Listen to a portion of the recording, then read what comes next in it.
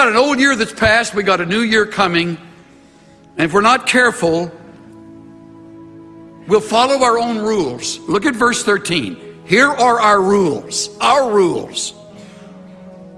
First, we choose our time, today or tomorrow. See, we're making plans. We got our day timer, or whatever form you use to help organize your life. So we choose our own time, today or tomorrow.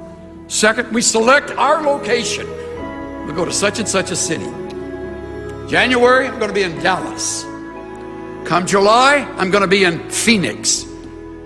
Come September, hope to be, and you name that. We choose the location. We select the place we're going to be. Third, we limit our stay.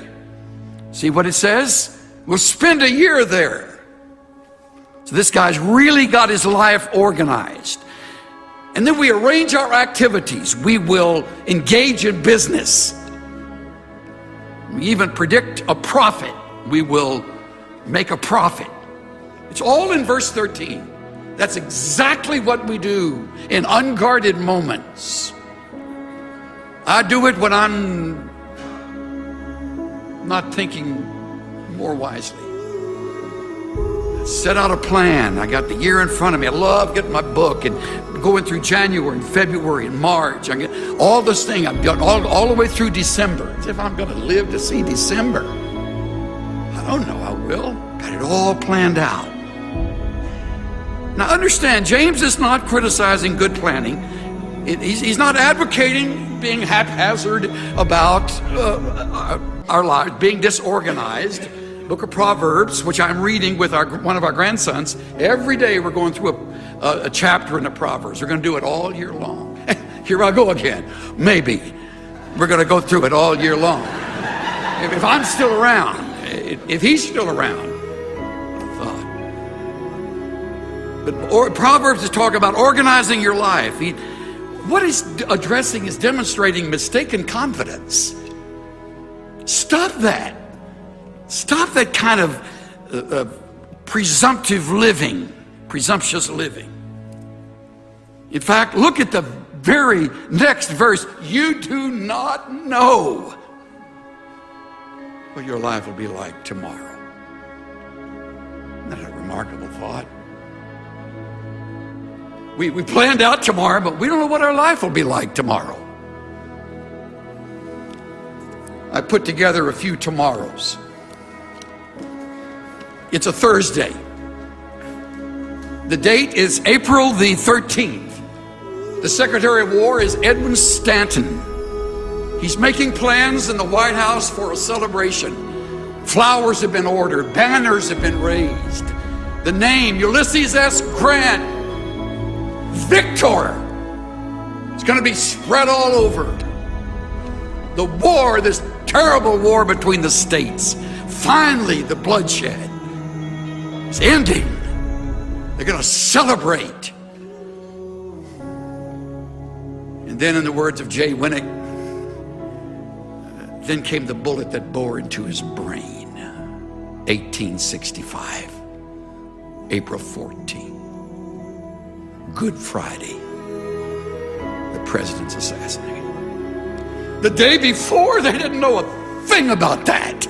Oh, they got the security all buttoned down. President's okay, safe. Thank God the newspapers are finally getting beyond the ugly criticism of this buffoon of an ape-like president, they called him. Now he's dead. Travel with me ahead over 75 years later. It's a Saturday afternoon, and a naval officer and his wife are, of all things, finishing the decorating of their little apartment as they're enjoying that wonderful tour duty at Pearl Harbor. December 6th, we'll sleep in tomorrow morning. Got our apartment ready. This is going to be great. Wonderful night of romance together, and the place comes apart the next day. Tomorrow, December 7th. 1941, Sunday morning, when all hell broke loose. You never thought of that the day before. You didn't know what their life would be like tomorrow. You and I were not alive in that first tomorrow. Many of you weren't alive in the second I mentioned. Let me mention one where we all were. Monday Night Football. What a great game it was. Had a terrific time. The guys on the TV talked too much, so I had it on mute. Just enjoyed the game, Cynthia and I and 2 or 3 friends we had over in our little home here in Dallas. September 10, 2001. And I'm eating a bowl of cereal on Tuesday morning in the kitchen, standing up, which is my style when I have breakfast. Not that I'm driven, but... And I click on the TV, it's still on mute. And I'm looking at what looks like a Bruce Willis movie. And I'm thinking, how in the world did they film that? I got a son at the School of the Recording Arts down in Florida where they do these animations. And I'm thinking, well, he would know how they did that film. And all of a sudden, boom, a plane goes through the second tower. And I scream for Cynthia. And we call our kids. We couldn't get through to one of them. Inside for Living was at that time in a place called EDS, in temporary quarters as our building was being built. And boy, that place shut down. It looked like we were at war. We were. Tomorrow. Isn't that amazing? I mentioned a Thursday in a week. I mentioned a Saturday afternoon, and in an otherwise delightful week, I mentioned a Monday, where, by the way, I read later, 12 investors had met on the 101st floor saying, tomorrow morning we meet and carry out this plan. Come early, and they did. And they never got out of the South Tower. You do not know what your life will be like tomorrow. Nor do I. Suddenly it makes sense, doesn't it?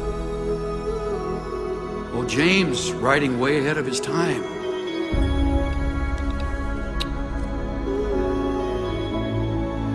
Why?